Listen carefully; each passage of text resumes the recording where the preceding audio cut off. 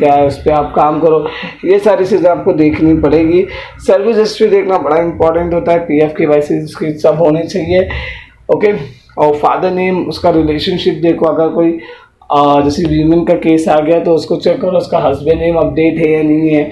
Okay, ये सब आपको देखना पड़ेगा। ओके, इसके बाद फिर आपका पासबुक अमाउंट चेक करो कि ताकि आप अपना जो है उसको ये बता सके कि इतना अमाउंट आएगा और आप अपना चार्जेस बता सके। ओके, तो ये सारी चीज़ें इंपॉर्टेंट है, बाकी इतना इंपॉर्टेंट चीज़ें नहीं है। ओके, ये सब चीज़ें देखो समझो और उसके हिसाब से एक्शन लो।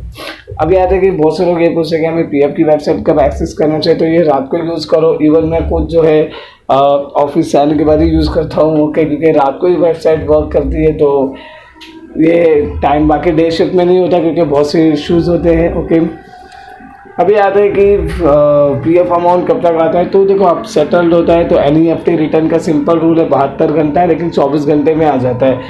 ओके, क्योंकि पैसा जो होता है वो NEFT रिटर्न होता है। ओके, तो NEFT का जो टैट है वो है 72 आवर्स है, बट 24 घंटे में आ जाता है अमाउंट।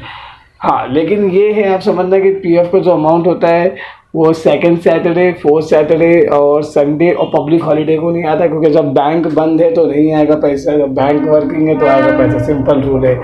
सर्विस ओवरलैपिंग का ऑलरेडी मैंने डिस्कस किया हो।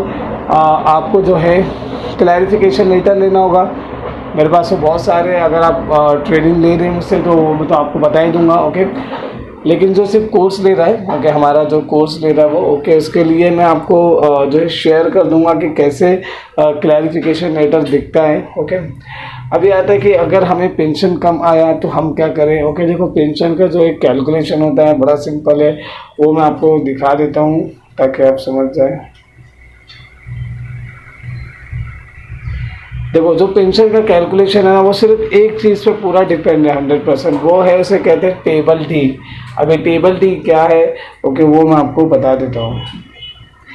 ये देखिए सिंपल रूल है, अब मैं आपको इसमें कंफ्यूज नहीं करूँगा। जैसे फॉर एग्जांपल आपको सबसे पहले देखना है कि उसका दो चीज़ पता होना आपको ज़रूरी है। पहला, उसका PF का वेजेस कितना है, वो मैंने आपको बता दिया हूँ। ओके, चैप्टर नंबर 5 में अगर आप देखेंगे PF वेजेस आपको पता चल गया। ओके, अब उसके बाद आप उसका देखो कि सर्विस कितने महीने की है, मतलब कितने साल की। देखो 6 महीने से कम की है तो उसको पेंशन मिलेगा नहीं, सिंपल रूल है।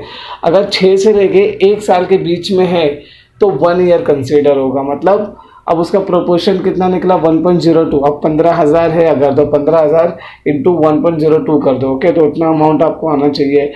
अगर फॉर एग्जांपल 1 साल से लेके ओके, अगर जो है सर्विस होती है 6 महीने तक, ओके, एक समझो, ओके, 1 साल से लेके 6 महीने तक की है अंदर तो 1 ही साल काउंट होगा। लेकिन अगर 1 साल 7 महीने की सर्विस है तो 2 साल काउंट होगा। मतलब 6 महीने का राउंड ऑफ हो रहा है, इसको समझना।